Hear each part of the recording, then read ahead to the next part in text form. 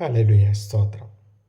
ഇന്നത്തെ വേദഭാഗം അപ്പോസ്തലനായ പൗലോസ് റോമർക്ക് എഴുതിയ ലേഖനം 12-ാം അധ്യായം 1-ാം വാക്യം.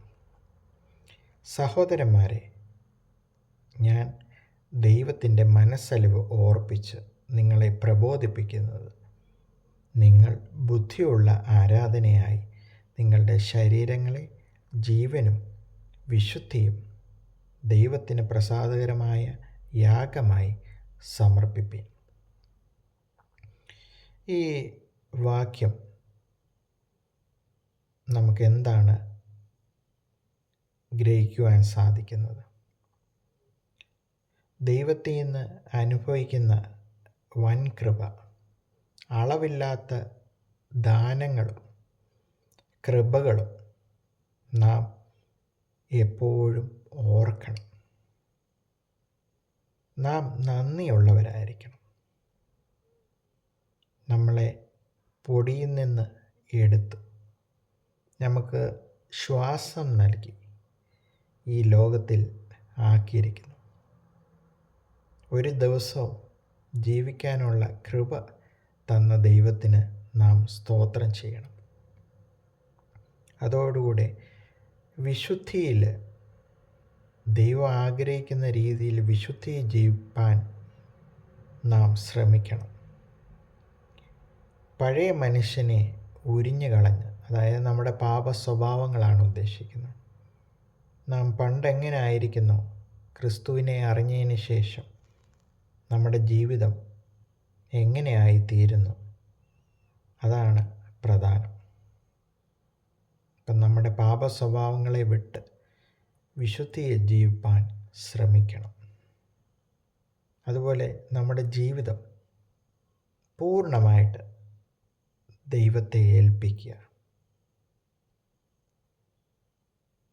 നാം പൂർണ്ണമായിട്ട് ദൈവത്തെ ഏൽപ്പിക്കുമ്പോൾ ദൈവം ഈ ലോകത്തിൽ മനുഷ്യനെ അയച്ചിരിക്കുന്ന, ഓരോ മനുഷ്യരെ അയച്ചിരിക്കുന്നതിന് പിന്നിലൊരു ഉദ്ദേശമുണ്ട്. അത് നിവർത്തിക്കുവാൻ ദൈവം ശ്രമിക്കും. അപ്പം നാം നമ്മുടെ ജീവിതം പൂർണ്ണമായിട്ട് ദൈവസന്നിധിയിൽ ഏൽപ്പിക്കുക. പിന്നെ നാം ഇവിടെ കാണുന്നത്, ഈ ലോകത്തിന് അനുരൂപമാകാതെ നന്മയും പ്രസാദവും പൂർണ്ണതയുമുള്ള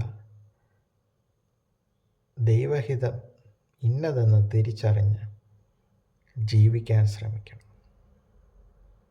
അപ്പോഴാകുന്നു നമ്മുടെ ജീവിതത്തിന് യാഥാർത്ഥ്യമാകുന്നു. ഒന്ന്, നമ്മുടെ ജീവിതം പൂർണ്ണമായിട്ട് ദൈവത്തെ ഏൽപ്പിക്കുക. 2, വിശുദ്ധിയിൽ ജീവിക്കാൻ ശ്രമിക്കുക.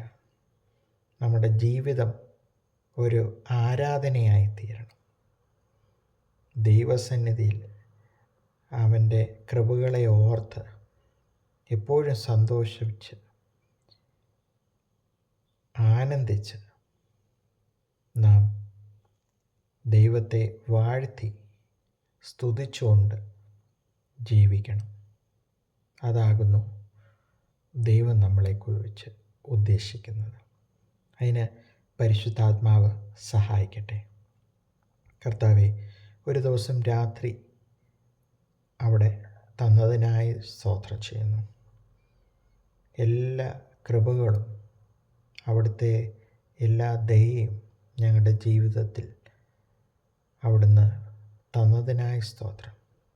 വിശുദ്ധിയിൽ ജീവിപ്പാനും ജീവിതം കൊണ്ട് ദൈവത്തെ ആരാധിച്ച് സ്തുതിച്ച് ജീവിപ്പാനും ഞങ്ങളെ ഇടയാക്കണമെന്ന് പ്രാർത്ഥിക്കുന്നു. ഞങ്ങളുടെ പഴയ മനുഷ്യനെയൊക്കെ അഴിച്ചു കളഞ്ഞ് കർത്താവ് ഞങ്ങളെ ശുദ്ധീകരിച്ച് ഓരോ ദിവസവും വഴി നടത്തണമെന്ന് പ്രാർത്ഥിക്കുന്നു. അതിന് തമ്പുരാൻ കൃപ നൽകട്ടെ എന്ന് പ്രാർത്ഥിക്കുന്നു.